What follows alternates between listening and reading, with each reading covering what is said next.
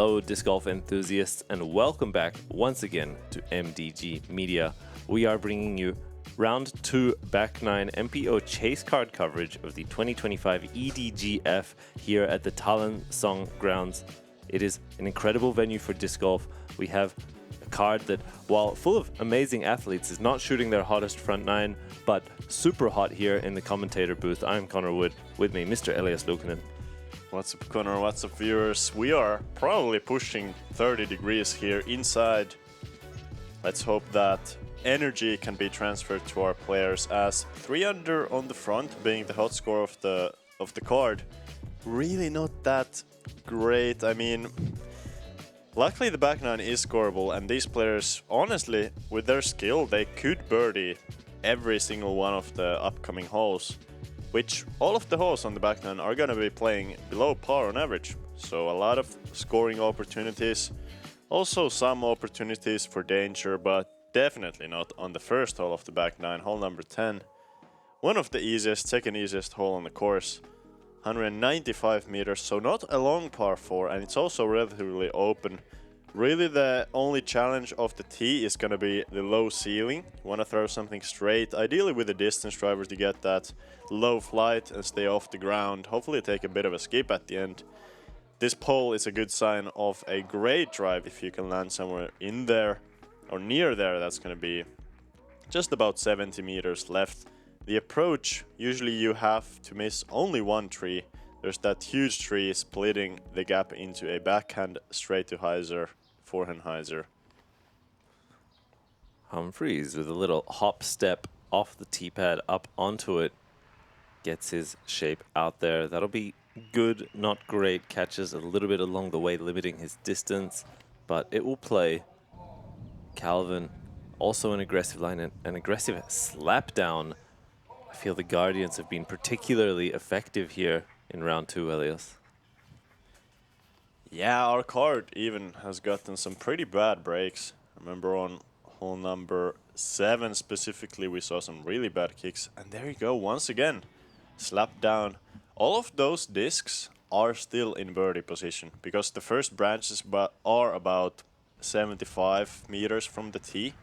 So doing the quick math, probably 120 to the basket from here.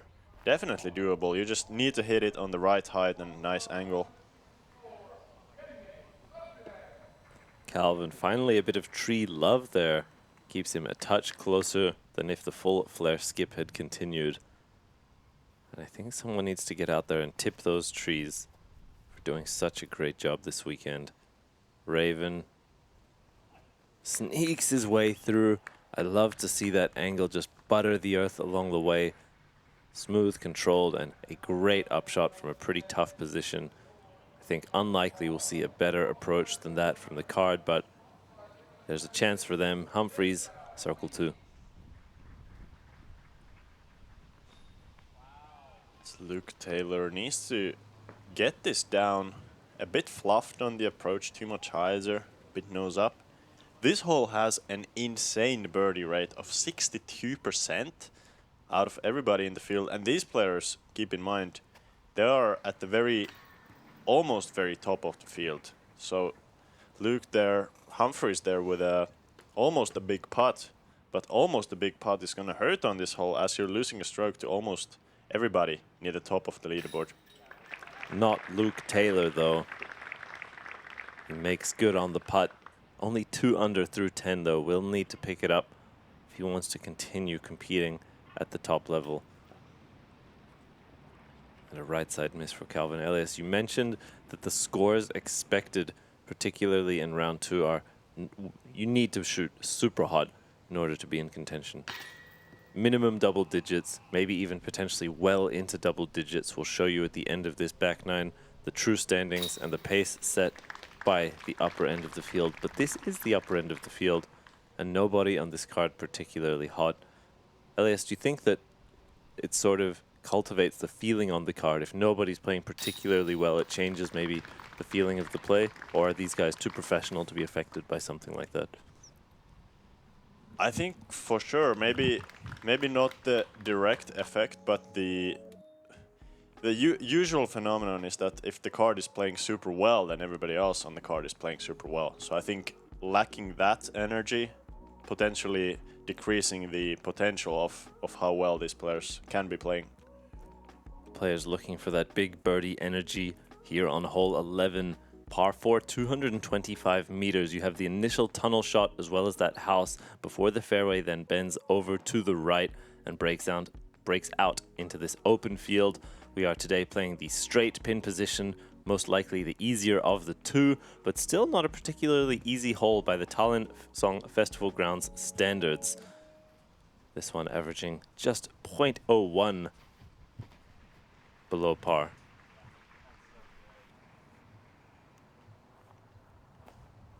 Look at this forehand. What a shot. That is officially the longest drive I have seen this year on this hole.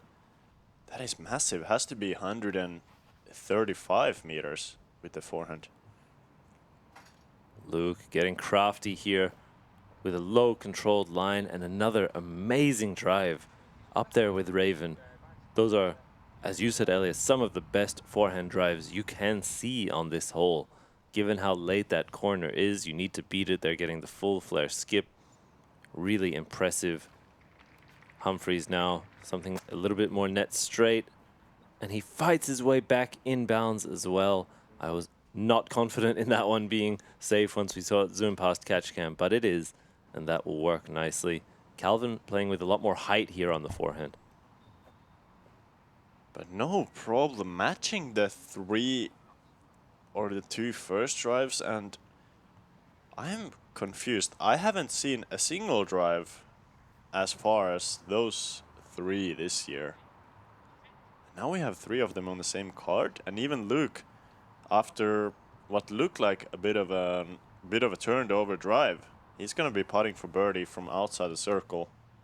And these players, they don't have more than 90 meters left here. A pretty routine approach, which is rare on this hole. It's the combination of a difficult drive and usually a very long-ish approach. Usually your approach is 100, 110 meters. And normally a bit of a scramble as well on that 100-meter upshot. It's rare that you have a really open, perfect angle into the green. You're normally still contending with the trees, contending with the corner a little bit. These guys all just in a perfect position to have an open swing at it. And we see as a result, all three of them find their way into the circle. A shot that is light work, stock approach for players of this level. We have Humphries up first, circle 2. And a really timid looking putt there. Low, soft, off the cage. Luke Taylor, it's not the putting green for Luke's. This doesn't look like it. As we're gonna see a couple of birdies still. And you mentioned pretty easy approach from that sort of a drive. That's gonna change for tomorrow's and Sunday's rounds, as the basket is going to be moved further to the right, making this hole way more difficult. Very interesting to see the dynamic of how it changes. This hole might even start playing over par, as it's already just on the edge. As moving on to another par 4 on the back. Another open hole here. We're gonna see a big hyzer of the tee most likely. There's that OB right which you have to get over, so most players playing it a bit safe and rather fading too far left than risking staying on the OB right side. As a great drive will land somewhere near the second tier, or the wall of the second tier. A lot of normal drives land 20 meters short of that. You have a couple of different approach options. You can go for a huge backhand hyzer around the outside, especially if your drive is slightly shorter and more on the left side. Or you can go for that more traditional straight forehand or a low ceiling backhand. Raven up first, keeps this swing quite in line with the OB of the fairway on the right side. As a result, comes in very far to the left. Quite conservative also in the distance. He will have that low ceiling and high floor to contend with. Difficult to get too much distance from there given those constraints. Calvin alternatively hangs it over the right side, more of a pure hyzer. Similar landing zone. Yep, still very safe from both of those players. You can see how worrying the right side OB can be. It's really a terrible, terrible mistake to go right. Even going left OB, while it's also a bad mistake, as Luke does exactly that, it's really not as punishing because you can still get up and down from there with a really good approach for the par. I like the width from Humphries there. He's landing effectively dead center in that stretch of safe fairway. Was over the OB a little bit more, had it turned over more than the pure hyzer of the other players, but has ultimately the best upshot look. Raven just trying to battle his way through this very tight window. Taylor as well now. Hits the first gap perfectly, but a little shy on the power. I feel like that is actually quite common on this hole, as you're going slightly uphill and you can't see the base of the basket, so a lot of shots that look like they're parked actually end up being just slightly short. Not the case for Calvin, challenging the right side OB. I'm not sure whether he stayed safe there or not. Humphries in the best spot off the tee, in the best spot off the approach of our card. Did really nicely there to push the distance and simplify the hole a little bit. That short left landing zone, so common for the field. We go to Taylor now to correct on the putt, and that one, pure air ball. Looks like it got lifted a bit by the wind, but still nothing found. Bit of work left. We go to Calvin, and just not the day for the chase card on the putting green. A lot of strokes have been left already through the first 12 holes, even when throwing quite well. Just not connecting on the greens as frequently and as high of a percentage as they would like, and probably they averaged in day one to make their way here onto chase card. On an easier course like this, that is just such a huge problem for your scorer. I mean, if you're not making putts, you really can't compete for the win out here.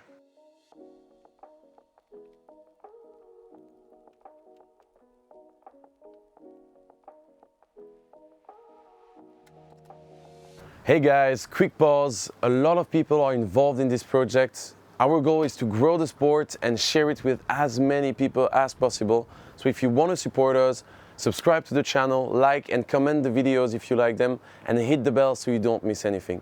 It seems small, but it really helps us keep creating free content on YouTube. Enjoy the video. Thank you, Max, and thank you, viewers, for supporting this European disc golf coverage. Here we are, hole 13, par 3, 150 meters, although playing slightly downhill. The net result we see OB lining the left and the right side the entire way. The best shots will place it purely inbounds, maybe flirting a little bit with the right side out of bounds. You can bring those lamp posts into play as well. Anything that gets more than about 120 meters will be this last guardian on the left side, where the green then opens up into a more favorable and friendly landing zone. This is another hole that favors distance, favors accuracy on that long right-handed backhand hyzer, maybe hyzer flip or flex. Effectively a distance backhand, a hole if we've seen one on this course. Humphries shapes it, he flexes it, he fades it, and he is safe. The crowd popping off in support of that inbounds. Amazing Estonian energy here in Tallinn. Raven more inside, and there's the reward. It can feel scary to go as inside as you need on this hole, as the basket is surprisingly far left. So I feel like the tendency is to go wider here, really wider than you need, and that's going to be the case for Calvin as well. Really nice shot, but just a tad wide. Inside the circle on this hole though is honestly really good. It's one of the more difficult birdies just because of the sheer distance. It's not a difficult shot, but you have to throw it so hard that the accuracy just gets slightly worse. Great shot by Taylor. We go now to Humphries. Found his way inbounds, looking to find his way to the chains. And I'll say, Elias, some crazy power by Calvin there, playing a spike hyzer, pin high, super nose up, one angle the whole way. Absolutely insane. Raven off the band. The putting woes continue for our chase card, but Lonnquist, good for the conversion there, capitalizes on that. There are very few players, even at the upper end of arm speed, who are able to throw a pure spike hyzer pin high. He is one of them. And Luke Taylor, throwing all the shots he needs to throw, just not able to convert the opportunities he's creating for himself. And one stroke is one stroke, Elias. Whether it's a 150-meter drive or a 5-meter putt, they look the same on the scorecard. Yep. I feel like generally, at least looking at statistics, usually driving does play a more significant role in the score of the player. But on this course, I think driving and putting are going to be pretty even. You can really cancel out a great drive with some bad putting more than on a more difficult course. As hole number 14, 200-meter par 4. Pretty simple hole. Off the tee, it's going to be another hyzer. There's a gap, but the gap is very wide, so rare to see somebody miss the gap. And really, it's more about the second shot. Usually, everybody is in good position off the tee. And then you just have to hit a nice second shot, avoid the OB, land the disc nice and soft, have some good touch. And you should look to have a birdie look on this hole.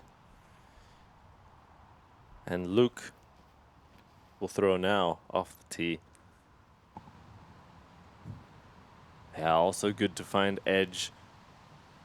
It's nice to break out beyond those clump of initial trees. If you hit them, it can limit your swing a little bit in terms of arm space. So it's nice when you can get through. Raven kicking OB left early. Really a rare mistake there, and will be very punishing for him. Yeah, quite shocking to see somebody miss the first gap. And now this hole actually does become a little bit difficult. He's basically playing an easier par 4 now, but just playing it for the birdie, which in his scorecard is going to be a bogey. Not much further than the other guys. This forehand approach is the preferred one, I feel like, on the second shot, as the OB is closer on the left side. You really want to fade away from that left side OB. Try to push the gallery. And Luke Humphries having a great line here. A little hot on the speed, but a really good approach, really good angle control. That's what you like to see here. I like to try and punch through a little bit long. I like the high-speed disc here. That late gap in the branches, between the branches and floor, that late low ceiling encourages players to punch through. Another great upshot there from Calvin. We go to Raven. This is his 4th shot now, looking to get it close and have the bogey putt. And he will. That is a tap in for Raven Newsom. Limits the damage after a huge mistake off the tee. Luke Taylor, circle 2 redemption opportunity. There he goes. Beautiful stroke. Now he's finally got that putting stroke going. I love how much spin he puts on the disc. It's just floating in the air, both on the backhand drive and also on his putt. You mentioned in the front 9 the ages of the players. Luke Taylor and Calvin, both quite young. Effectively combining their age will leave you with Luke Humphries' age. And that speaks to his wisdom, his experience, but also how impressive the new generation of disc golfers are. How many talented players just around that 18-year-old mark. Disc golf is in a great space globally and particularly in Europe. We move forwards. Hole 15, a 200-meter par 4. Another fairly friendly gap to hit off the tee. You just need to beat this low ceiling, punch your driver through, throw a straight to left fading shot at the end that gets as far as you can get while comfortably being positioned in the center fairway. This second shot is really where the money is made. You're going to want to throw over the pond and ensure you make it inbounds into this green island green. These trees you see hanging here in center frame actually are over the water, so you need to make sure you either beat them or go through them at a minimum, because a lot of times if you crash into them and fall straight down, you are out of bounds and even maybe losing a disc. Elias, we've discussed this hole. One of the only lost disc chances on the entire course is in that pond. Critical to keep your plastic, make your way to the green. We see a good drive by Calvin that will position him for another backhand hyzer into the green. We go to Humphries. Little low, little turn. Needs to avoid the cut roll. It seems like he's gonna be safe. They're pretty short though, so he's gonna have a big decision to make whether he wants to go for that shot from 120 meters out or not. Really wouldn't fault him for not going for it, as Luke Taylor gets a good break, doesn't kick left. That's a big swing. If he had kicked left, that would have been almost an instant bogey with no angle with how the trees are set up on that left side. Now gonna have a pretty manageable birdie look. Raven as well, slightly overturned. Will have a long shot into the green if he wants it. Humphries just going to play the positional shot for the par. Curious to see Raven's mindset here, given that it's not the hottest round for any of these players. Is this within his risk tolerance to go for something aggressive here? It looks like the answer is yes. A high forehand flex. Needs to find a way cleanly through and does not. That will leave him, I believe, on the other side of the island. They can discuss whether or not he crossed inbounds. If you hit the trunk of the tree, you have normally crossed inbounds. If you hit just the branches, it's not always the case. Luke Taylor splits the difference, finds his way into circle one, about 9 meters remaining for his birdie. Nice shot there, avoiding the tree that Raven hit. And Calvin here, really ideal position. Once again, hitting that same tree. That is surprising, as that's really not the tree you're aiming at. You'd rather even aim at the right side tree or even around the right side tree.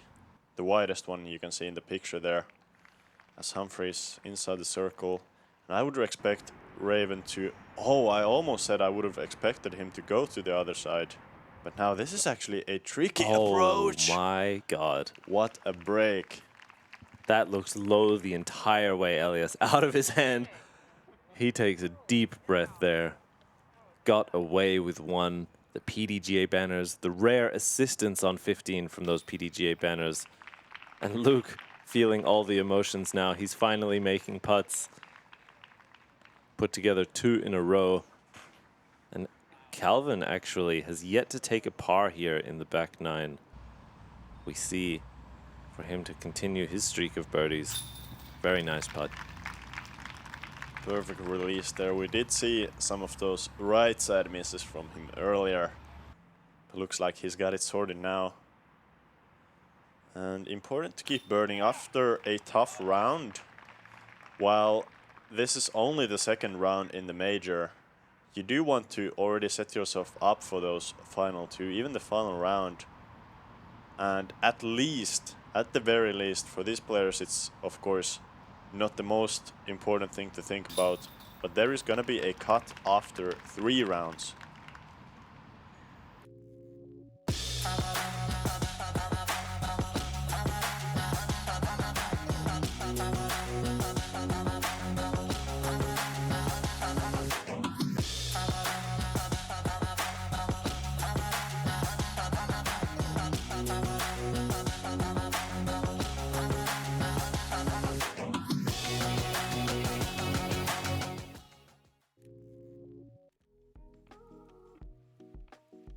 Moving on to one of the easier shots on the course, but also one of the more precise ones. 95 meters, have to be very precise with the height of your shot specifically. The gap sideways is pretty wide.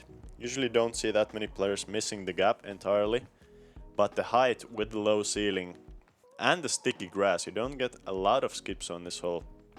You see players going for usually a hard thrown mid-range or even more commonly a soft thrown fairway driver just to keep that disc in the air. Calvin looks like he has a mid-range in his hand. Being a further throwing player makes perfect sense. But that throw, not far flying.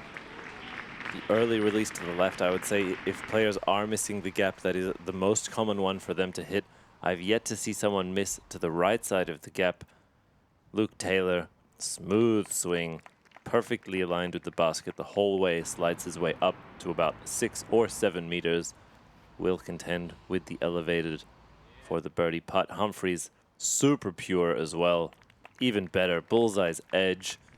I think this hole in particular shapes really nicely for Humphries' game and his swing. He bends his knees, he gets low, he likes to manipulate the hyzer angles up to flat.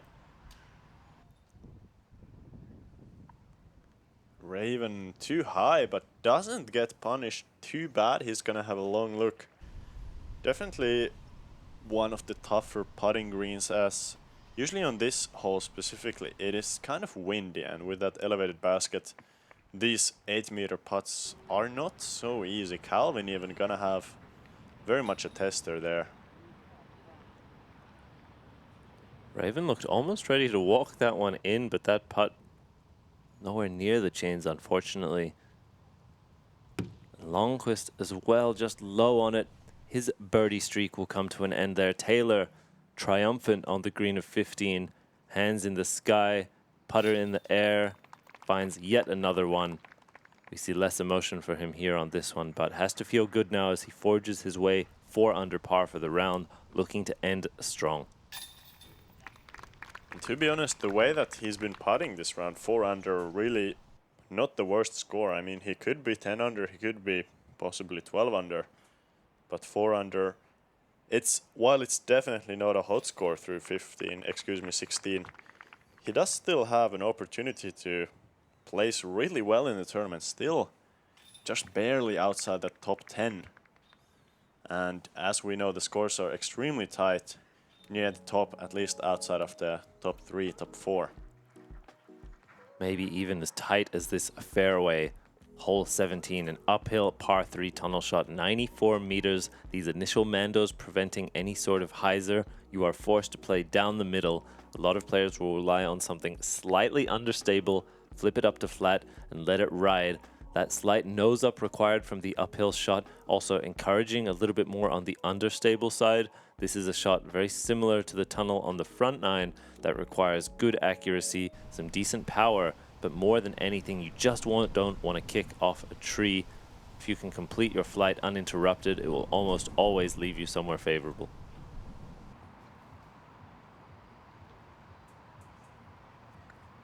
Luke interrupted, pretty favorable. He's going to be inside of circle 2 there. And this one, I do like to see a slightly overstable disc even thrown very hard to get that skip at the very end. But Luke, once again, playing the nose angle just perfect, just like on the last hole. Flying it all the way to the green. Pretty rare to see somebody landing pin high in the air. I feel like usually you take that small skip at the end to get all the way there. Exactly as we see from Newsom. We go to Lonnquist, still no pars on the back 9. Is this ultimately the first par for him? Looking like it. That will be a very long putt, and I like the height there to ensure when he does kick the tree, he's not kicking OB. Just like that, the first 3 of the back 9, or par rather, will be on the scorecard. We go now. Luke Taylor, a long, steep circle 2 look. Oh, and just off the top, the line looked healthy the whole way. You mentioned, Elias, the spin rate on his putts. They just glide for days. That one not dropping in time.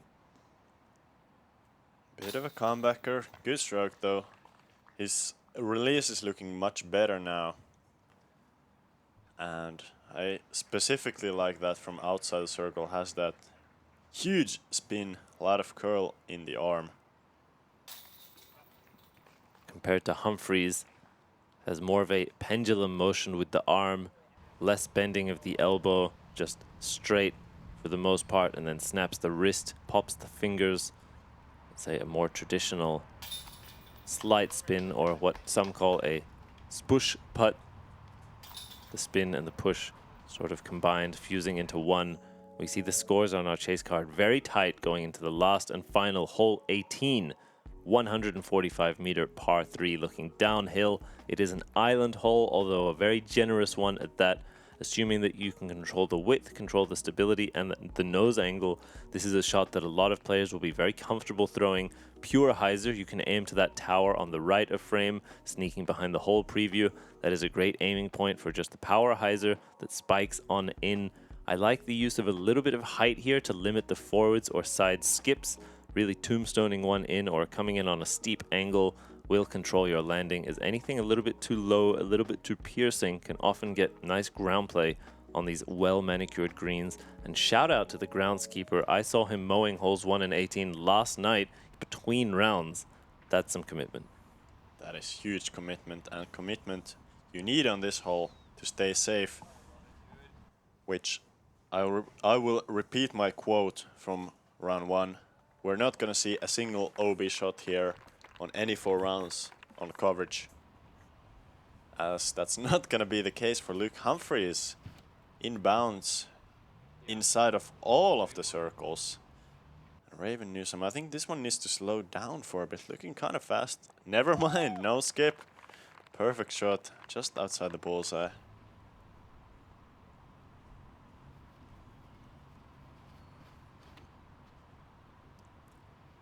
Taylor high and wide. He's going to look for that long fade. This is about whether or not he has the distance control. He gave it the width, and that will tombstone in. Circle 2, I think a little bit higher than he intended. Dragged his disc a bit left, but I did mention that I like coming in on that steep angle. We see more hyzer here from Calvin. Similar width and height. This should get it to the ground slightly earlier. Very slightly. Very slightly, yeah, that high line, you need to throw it super wide. The disc are just gliding left forever. And Luke Taylor, big putt here to finish, trying to put it in for the crowd. A lot of people watching on this hole number 18. I feel like, at least personally, it doesn't create any nerves, but just rather extra, I guess, extra motivation to make the putt, as you have this supportive Estonian people who really they want to see their countrymen and countrywomen doing well, but really everybody doing well is going to be great for the audience. That is a good putt to finish out Calvin's roller coaster of a back 9. Yeah, the Estonians ultimately just love good disc golf on display, and we see that from the ticket sales, we see that from the energy, we see that from the tournament that they have cultivated and hosted here. Luke Taylor to clean it up for the par. And there it is on the pole. He can get off the putting green now. Reflect on his round of 4 under. You mentioned it, Elias. He could easily be 10 or 12 with cleaner work on the green. Newsom here. Matches Taylor at 16 under for the round. Total, rather, 5 under for the round. And Humphries, that short putt, taking him 17 under total, a 6 under round. Respectable. It'll leave him tied for 10th. But as we look at the standings, the field storms ahead. Isaac Robinson, the solo leader. Calvin and AB tied in 2nd. Gannon in 4th. The chase card that you'll see here for us tomorrow. Niklas Antila, Richard Wysocki, Lauri Lehtinen, and either Alden Harris or Greg Barsby. Just an absolute field stacked with incredible disc golf athletes, Elias. Yep, the most stacked field potentially ever in Europe, and it's only going to get better in the upcoming weeks. Major this week, we're going to have potentially a new major champion, potentially an old major champion getting another title. Hope to catch you guys in round number 3 for the chase card. We'll see you there.